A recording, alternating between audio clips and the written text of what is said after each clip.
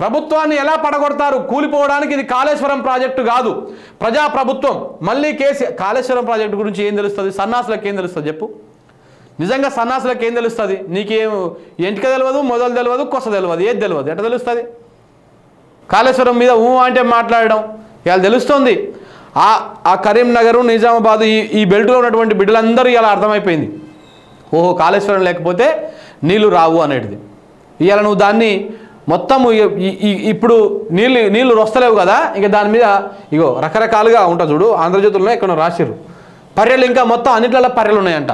వెలుగులో రాసిర్రు అన్నింటిలో పర్రెలు ఉన్నాయంట. ఇక చూడు ఇదేంది?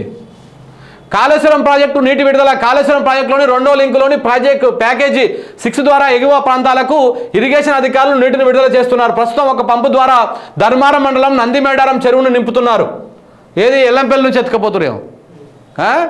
మరో పంపు ద్వారా ఇతర ప్రాంతాల్లోని చెరువులను నింపేందుకు చర్యలు చేపట్టారు. ఇటీవల రంగనాయక సాగర్కు, మిడ్మానర్కు, అన్నపూర్ణ జలాశయం నుంచి నీటి విడుదల చేసిన సంగతి తెలిసిందే. మరి ఈ నీళ్ళని ఎక్కడివి నీళ్లు?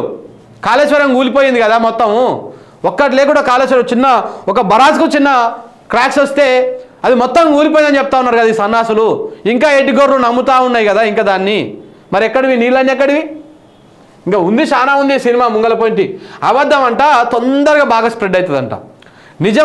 నిజం గడప దాటే లోపల అబద్ధం అనేది ఓ 10 ఊరు తిరిగి వస్తుంది. ఆ ఊరే కాదు 10 ఊరు తిరిగి వస్తుంది. సేమ్ ఘటన జరిగింది గతంలో, ఇప్పుడు కూడా అదే జరుగుతూ ఉంది.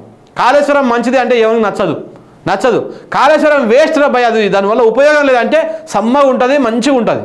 ఎందుకంటే మనకు ఎంతసేపు ఉన్న మన దరిద్రమే కావాలి, మనకు మంచిది ఎందుకు? మన జనాలకు కూడా దరిద్రమే కావాలి. దరిద్రం అని చెప్తే మన సమ్మగా ఉంటుంది అనమాట వీళ్ళకు. అరే మనకు నీళ్ళు వస్తాయి రా భయ, నీళ్ళకు వెలగట్టొద్దు. తాగుతందుకు వచ్చేటువంటి నీళ్ళకు వెలగడతావా? బతకడానికి వచ్చేటువంటి నీళ్ళకు వెలగడతావా? ఆ లెక్క ప్రకారం కట్టాలంటే మనం పీల్చేటువంటి గాలికి, మన ప్రాణానికి వెలగట్టినట్టే నీళ్ళకు లెక్క కట్టడం అంటే అర్థం కాదు వాడికి. కరెంటు బిల్లు 50,000 వస్తుంది కదా, 1,00,000 రాని నీ నొప్పి ఏమవుతుంది? నీకు 2 లక్షలు రాని నొప్పి ఏమవుతుంది? ఇప్పుడు నీళ్ళే లేకపోతే నువ్వు ₹1,00,000 50,000 పెట్టి కొనుక్కొని తాగుతావా? తెలివిలేని సన్నాసులకు ఏదో చెప్పినా వేస్టే అది.